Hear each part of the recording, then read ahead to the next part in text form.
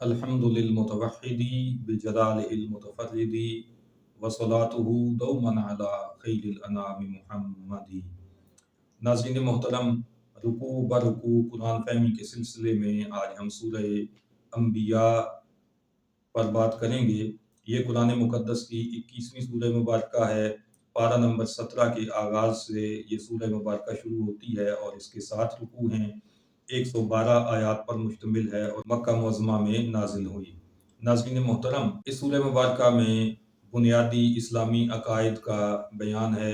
عقیدہ توحید ہے، عقیدہ رسالت ہے، ملائکہ کے بارے میں عقیدہ ہے، آخرت کے بارے میں عقیدہ ہے۔ اس پر مشرکین کے جو شبہات تھے ان کی تردید اس سورہ مبارکہ میں کی گئی ہے، اور متعدد انبیاء کرام کے تذکرے اور ان کے واقعات اس میں بیان کر کے دین حق کی راہ میں مشکلات اٹھانے والوں کے لیے حوصلے کا سامان کیا گیا ہے، اور انہیں یہ تسلی دی گئی ہے کہ انبیاء کرام نے بھی دین حق کی راہ میں بہت تکالیف برداشت کی اور بڑی آزمائشوں سے گزرے ہیں، لیکن انہوں نے کبھی بھی صبر کا دامن نہیں چھوڑا۔ اہل ایمان کا یہی شیوہ ہونا چاہیے کہ ہر مشکل کا صبر کے ساتھ وہ مقابلہ کریں۔ ناظرین محترم، اس سورہ مبارکہ کا پہلا رکوع اس حقیقت کے بیان سے شروع ہوتا ہے کہ لوگ حساب سے غافل ہیں، غفلت برت رہے ہیں، مگر حساب بہت نزدیک ہے۔ کفار مکہ کے حوالے سے یہاں پر یہ بتایا گیا کہ ان ظالموں نے خفیہ طور پر مشورت کی کہ نبی کریم صلی اللہ علیہ وسلم کون ہیں؟ فقط ہماری مثل بشر ہیں۔ یہاں سے ہمیں یہ معلوم ہوا کہ نبی کریم رؤوف الرحیم صلی اللہ تعالیٰ علیہ وآلہ وسلم کو اپنی مثل بشر کہنا یہ مشرکین کا قدیم طریقہ رہا ہے۔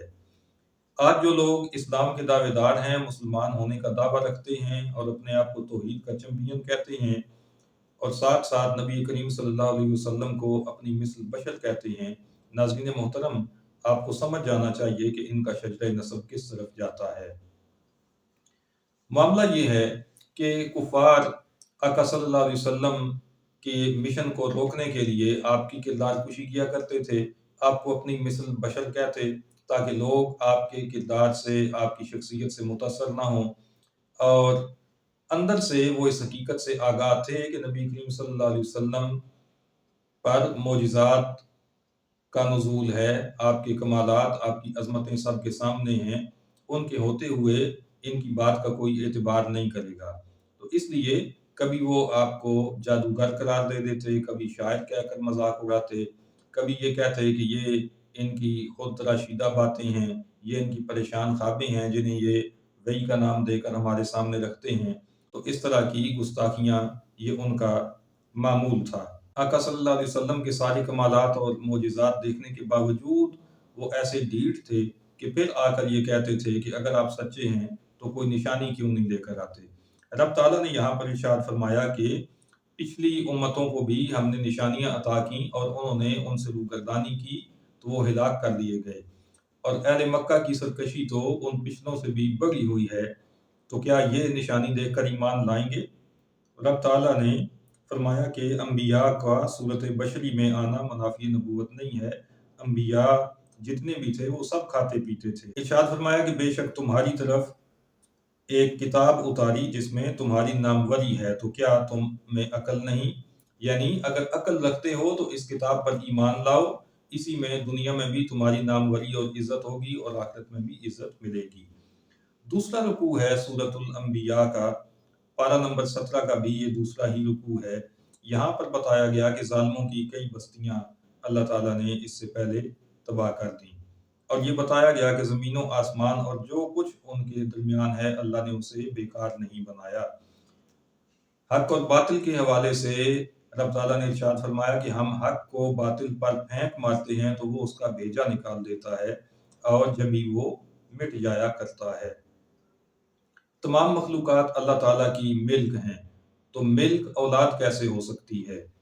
اللہ جو کرے اسے کوئی پوچھنے والا نہیں، اسے نہیں پوچھا جاتا، مگر جن کو یہ مشرکین اپنا خدا بنا رہے ہیں وہ بھی اور باقی بھی ہر ایک سے سوال ہوگا، تو جن سے سوال ہوگا وہ خدا کیسے ہو سکتے ہیں۔ سابقہ رسولوں پر بھی ہم نے یہی वही की कि मेरे सिवा कोई माबूद नहीं, मुझी को पूजो। लोगों से अपनी इबादत कराने वालों को रब ताला ने यहाँ पर बताया कि उन्हें हम जहन्नुम में डाल देंगे। तीसरे रुकू में ये इरशाद है कि क्या काफिरों ने ख्याल न किया कि आसमानों ज़मीन बंद थे, हमने उन्हें खोला और हमने हर जानदार चीज़ पानी से बनाई। ज़मीन पर पहाड़ों के लंगर डाल दिए ताकि वो न कांपे, आसमान को छत बना दिया, रात दिन सूरज चांद अल्लाह ही ने बनाए। कुफार अपने गुमराही और अनाद के सबब ये कहा करते थे कि नबी करीम सल्लल्लाहु अलैहि वसल्लम तो जल्द वफात पा जाएंगे और इस तरह इनके दीन का खात्मा हो जाएगा। तो रब ताला ने यहाँ पर उनको ये जवाब दिया कि हमने किसी आदमी के लिए दुनिया में हमेशगी नहीं रखी। अगर ये वफात पा जाएंगे तो क्या तुम यहाँ पर हमेशा रहोगे? जब तुमने भी दुनिया से चले जाना है तो फिर इस बात का क्या मकसद है जो तुम कर रहे हो? हर नफ्स ने मौत का जायका चखना है और बुरे काम करके जाओगे तो अजाब दिए जाओगे। इस हवाले से कुफार आका सल्लल्लाहु अलैहि वसल्लम के सामने बार बार मुतालबा करते कि जिस अजाब का आप हमें डर सुनाते हैं वो कब आएगा? तो रब ताला ने फरमाया कि मैं तुम्हें निशानियां दिखाऊंगा, ज्यादा जल्दी न करो। और फरमाया कि क़यामत तो इन पर अचानक आएगी और इनको बदहवास कर देगी। पहले भी रसूलों के साथ ठट्ठा किया गया, लेकिन वो ठट्ठा उनको ले डूबा। इनका अंजाम भी ऐसा ही होगा अगर वतीरा न बदला गया। चौथे रुकू में ये इरशाद हुआ कि मुशरिकीन के बातिल माबूद उनको अल्लाह के अजाब से क्या बचाएंगे, वो तो अपने आप को भी बचाने की सकत नहीं रखते। क़यामत के दिन अल्लाह ताला अदल का तराजू रखेगा और किसी जान पर जुल्म नहीं होगा, हर किसी को उसके किए का बराबर बदला मिलेगा। हज़रत मूसा और हज़रत हारून अलैहिस्सलाम का तज़किरा यहाँ पर हुआ। रब ताला ने फरमाया कि हमने उन्हें तौरात दी जो रोशनी है और नसीहत है डर वालों के लिए। कुरान मुकद्दस के बारे में इरशाद फरमाया कि ये बरकत वाला जिक्र है जो हमने उतारा, तो क्या इसके मुनकिर होते हो? पांचवें रुकू में हजरत सैयदना इब्राहीम अलैहिस्सलाम का जिक्र खैर है कि उन्हें हमने पहले ही नेक राह अता कर दी। मुफस्सिरीन ने इसकी तशरीह ये फरमाई कि आपको बालिग होने से पहले ही नबूवत अता कर दी गई थी। नाज़रीन मोहतरम, आपको याद होगा कि पीछे सूरह मरियम में हमने ये पढ़ा था कि हज़रत यहया अलैहिस्सलाम और हज़रत ईसा अलैहिस्सलाम को भी बचपन ही में नबूवत अता हुई। आज भी हमारे माशरे में नजदियों का टोला ऐसा मौजूद है कि जिनका नज़रिया ये है कि नबूवत कभी भी किसी को 40 साल की उम्र से पहले नहीं मिलती। इसके लिए 40 साल उम्र होना ज़रूरी है। नबूवत 40 साल के बाद मिलती है। नबी करीम सल्लल्लाहु अलैहि वसल्लम के बारे में भी वो यही कहते हैं कि आप 40 साल की उम्र में नबी बनाए गए। हालांकि हकीकत इसके बरअक्स है। कुरान मुकद्दस ने मुतअद्दिद अंबिया किराम के बारे में हमें बताया कि उन्हें बचपन ही में नबूवत की दौलत हासिल थी। और नबी करीम सल्लल्लाहु अलैहि वसल्लम के हवाले से भी ये अकीदा बड़ा वाज़ेह है कि आप तो उस वक्त भी नबी थे जब आदम अलैहिस्सलाम अभी पानी और मिट्टी के दरमियान थे। नाज़रीन मोहतरम, हज़रत इब्राहीम अलैहिस्सलाम ने अपने चचा और अपनी कौम से पूछा कि इन बुतों की पूजा क्यों करते हो? तो उन्होंने कहा कि हमारे बाप दादा भी इनको पूजते थे, इसलिए हम भी पूजते हैं। फरमाया तुम भी और वो भी खुली गुमराही में हो। हज़रत इब्राहीम अलैहिस्सलाम ने उनके तमाम बुत तोड़ दिए और बड़े बुत के कंधे पर कुल्हाड़ा रख दिया, उसे आपने न तोड़ा। जब कौम ने आपसे पूछा कि क्या आपने हमारे बुतों का ये हश्र किया, तो फरमाया इस बड़े ने शायद किया हो, इसी से पूछो। कहने लगे कि ये तो बोलते नहीं हैं, इनसे क्या पूछें? फरमाया तो फिर इनको क्यों पूजते हो जो किसी नफा नुकसान के मालिक ही नहीं है? जब आपके दलाइल का उनसे जवाब न बन पड़ा तो उन्होंने आपको आग में जलाने का फैसला कर लिया। नमरूद ने एक माह तक लकड़ियां इकट्ठी करवाईं और आग का एक बड़ा अलाव रोशन करवाकर मिंजनीक के जरिए आग को उसमें डाल दिया। रब ताला ने आग से फरमाया कि इब्राहीम पर ठंडी हो जा और सलामती वाली हो जा। इस रुकू में मजीद ये बताया गया कि हज़रत इब्राहीम अलैहिस्सलाम और हज़रत लूत अलैहिस्सलाम को हमने नमरूद और उसकी कौम से निजात अता की और उन्हें शाम की जानिब रवाना किया, जो बरकत वाली ज़मीन है जहान वालों के लिए। फिर हज़रत इब्राहीम अलैहिस्सलाम को हज़रत इसहाक अलैहिस्सलाम फ़र्ज़ंद अता फ़रमाए اور پوتے حضرت یعقوب علیہ السلام عطا فرمائے، اور ان سب کو اللہ رب العزت نے اپنا قرب بخشا اور ابراہیم علیہ السلام کو امام کیا۔ لوط علیہ السلام کو حکومت اور علم عطا فرمایا اور گندے کام کرنے والی بستی سے انہیں نجات بخشی۔ چھٹا رکوع ہے سورہ انبیاء کا، پارہ نمبر 17 کا بھی یہ چھٹا ہی رکوع ہے۔ اس میں حضرت نوح علیہ السلام کا ذکر خیر ہے کہ ہم نے انہیں طوفان سے نجات دی اور بروں کو ڈبو دیا۔ حضرت داؤد علیہ السلام کے حوالے سے ایک واقعے کی طرف اشارہ بھی اس رکوع میں کیا گیا۔ واقعہ یہ تھا کہ ایک شخص کی بکریوں نے دوسرے شخص کی کھیتی کھا لی۔ حضرت داؤد علیہ السلام نے یہ فیصلہ فرمایا کہ چونکہ بکریوں کی قیمت کھائی ہوئی کھیتی کی قیمت کے برابر ہے، تو اس لیے بکریاں کھیتی کے مالک کو دے دی جائیں۔ یہ سزا ہے بکریوں کے مالک کی۔ حضرت سلیمان علیہ السلام، جن کی عمر مبارک اس وقت فقط 11 سال تھی، جب ان کے سامنے یہ معاملہ آیا تو انہوں نے فرمایا کہ اس میں ایک آسان راہ یہ ہو سکتی ہے کہ بکریوں کا مالک کاشتکاری کرے اور جب تک اس کی کھیتی اس لیول پر نہ پہنچ جائے جہاں پر بکریوں نے اسے کھایا تھا، اس وقت تک اس کی بکریوں سے کھیتی کا مالک نفع اٹھائے، یعنی ان کا دودھ وہ استعمال کرے، اور جب کھیتی تیار ہو جائے تو کھیتی کے مالک کو کھیتی دے دی جائے اور بکریوں کے مالک کو اس کی بکریاں واپس کر دی جائیں۔ تو یہ دو فیصلے ہیں۔ حضرت داؤد علیہ السلام کا فیصلہ قانون کے مطابق درست فیصلہ ہے، قانون یہی تھا، اس کے مطابق یہی فیصلہ ہوا کہ جتنا نقصان ہوا وہ پورا کر دیا جائے، جبکہ حضرت سلیمان علیہ السلام نے دونوں میں صلح کا راستہ نکالا۔ ناظرین محترم، یہاں پر ارشاد فرمایا اللہ تعالیٰ نے کہ ہم نے حضرت داؤد علیہ السلام کو حکومت اور علم دیا، پہاڑ اور پرندے ان کے لیے مسخر کیے اور زرع بنانا سکھایا۔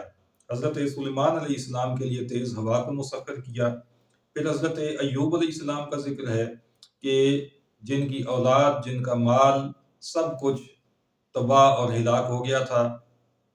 اتنی بڑی آزمائش آپ پر آئی، اور اس آزمائش میں، اس تکلیف کے عالم میں جب آپ نے رب کو پکارا تو اللہ تعالیٰ نے فرمایا کہ ہم نے ان کی تکلیف دور کر دی، ان کو ان کی اولاد زندہ کر کے لوٹا دی اور اتنی ہی اور اولاد بھی عطا فرمائی۔ حضرت اسماعیل علیہ السلام، حضرت ادریس علیہ السلام، حضرت ذوالکفل علیہ السلام، ان کے بارے میں یہاں پر ارشاد فرمایا کہ یہ سب صبر والے تھے۔ حضرت یونس علیہ السلام کے بارے میں اس رکوع میں یہ ارشاد ہے کہ ہم نے مچھلی کے پیٹ سے اس کی پکار سن لی اور غم سے نجات عطا فرمائی۔ حضرت زکریا علیہ السلام کے بارے میں بتایا گیا کہ جب آپ نے اولاد کے لیے دعا کی تو ان کی دعا ہم نے قبول فرمائی اور انہیں یحییٰ علیہ السلام عطا فرمائے، اور اس کے لیے ان کی زوجہ محترمہ جو بانجھ تھیں انہیں قابل ولادت بنایا۔ پھر حضرت مریم رضی اللہ عنہ کا ذکر خیر ہے کہ انہوں نے اپنی پادشاہی کی حفاظت کی، ہم نے ان میں اپنی روح پھونکی اور انہیں اور ان کے بیٹے کو سارے جہان کے لیے نشانی بنایا۔ ساتواں اور آخری رکوع ہے سورہ انبیاء کا۔ اس کے اندر یہ فرمایا کہ جب قیامت کا وعدہ قریب آئے گا تو کافروں کی آنکھیں پھٹی کی پھٹی رہ جائیں گی، وہ افسوس کریں گے اپنے شرک پر، مگر اپنے باطل معبودوں سمیت جہنم میں ڈال دیے جائیں گے۔ اگر وہ خدا ہوتے، ان کے باطل معبود، تو پھر وہ جہنم میں کیوں ڈالے جاتے؟ جن سے بھلائی کا وعدہ ہو گیا وہ جہنم سے دور رکھے جائیں گے اور اس کی بھنک بھی نہ سنیں گے، اپنی من مانتی خوشیوں میں ہمیشہ رہیں گے۔ رب تعالیٰ نے یہاں پر یہ ارشاد فرمایا کہ ہم نے زبور میں نصیحت کے بعد لکھ دیا کہ اس زمین یعنی جنت کے وارث ہمارے نیک بندے ہوں گے۔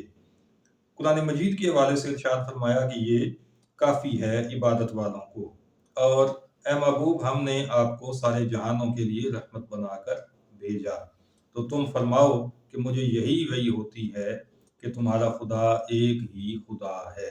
ناظرین محترم، اس سورہ مبارکہ کی دو آیات، آیت نمبر 87 اور آیت نمبر 107، یہ اردو تراجم کے حوالے سے بڑی اہمیت کی حامل ہیں۔ نجدیوں اور رافضیوں نے ان دونوں آیات کے ترجمے میں ایسی گستاخیوں کا ارتکاب کیا ہے اور ایسے گھٹیا انداز اختیار کیے ہیں جن کو سمجھنا ہمارے لیے ضروری ہے تاکہ ہم اپنے ایمان کی حفاظت کر سکیں۔ نیچے ڈسکرپشن میں آپ کو ہماری ویڈیو کا لنک مل جائے گا۔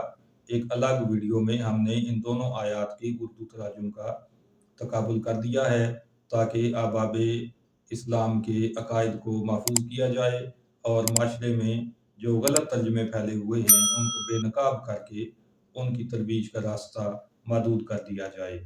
وما علینا الا البلاغ المبین۔